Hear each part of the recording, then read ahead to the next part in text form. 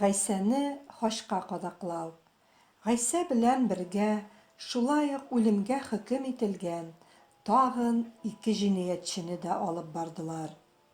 Җәза мәйданына килеп җиткәч, аны һәм теге 2 явыз җанны хашка кадакладылар. Берсен Гайсәнең уң ягына, икенчесен сул ягына. Я атам, гафу кыл бу халыкны, чөнки алар нәрсә эшләгәннәрен белмиләр, диде шунда Гайсә. Пилат кушканча язу язып, хаш өстенә кактылар. Анда яһүд, грек һәм латин телендә насаралы Гайсә яһүдләр патшасы дип язылган иде. Гайсәне хашка кадаклаганнан соң, гаскәриләр аның киемнәрен алып, үзара бүлештеләр. Япанчасын исә жирәбәгә салдылар. Халык моны карап, күреп торды.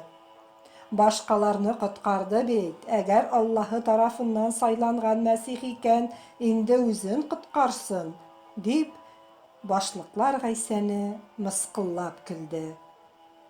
Шулай ук гаскәриләр дә аңа шәраб серкәсе тәкъдим итеп һәм әгәр син яһүд патшасы булсаң, үз-үзеңне коткар, дип аңардан мәсхәрәләп көлде.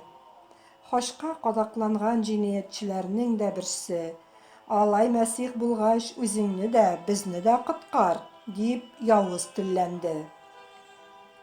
Икенчесе исә киресенчә: "Син үзең дә аның кебек үк хөкем ителгән бит. Әллә бер дә Алладан курыкмыйсыңмы? Синең белән мине гадел хөкем иттеләр. Кылган гамәлләребезгә карата без тиешлесен алдык, ә ул бер яманлык та эшләмәде", дип тегене тыйды.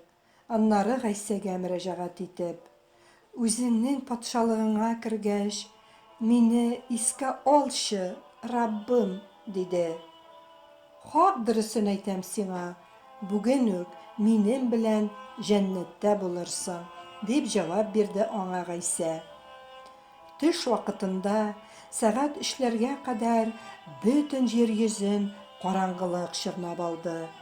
Ә сәгать 3ләр тирәсендә Гайсә җан ачысы белән: "Эй Аллаһым, Аллаһым, нигә ташладың мине?" дип кычкырып җибәрде. Янәшәдә басып торган хәрбиләрнең берсе шундук йөгереп килеп, губка кисәген шәраб серкәсенә манды да, аны таякка элеп, Гайсәгә эчәргә бирде. Серкәне татыгач, Гайсә: "Чынга ашты", диде. Аннары көчле тавыш белән: "Атам, рухымны синең кулыңа тапшырам", дип кычкырды да җан бирде.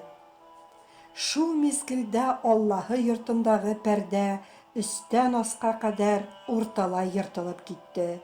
Җирләр тетрәп, таш кыялар ярылды. Йөзбашы һәм аның белән бергә Гайсәне саклаучы гаскәриләр җир тетрәүне һәм башка вакыйгаларны күреп куркуга калдылар. "Дөрестән дә Аллаһы углы булган икән ул", диештеләр алар. Җәза мәйданына җыелган бар халык, әлеге хәлләрне күргәннән соң, кайгыдан күкрәкләрен төя-төя өйләренә таралышты.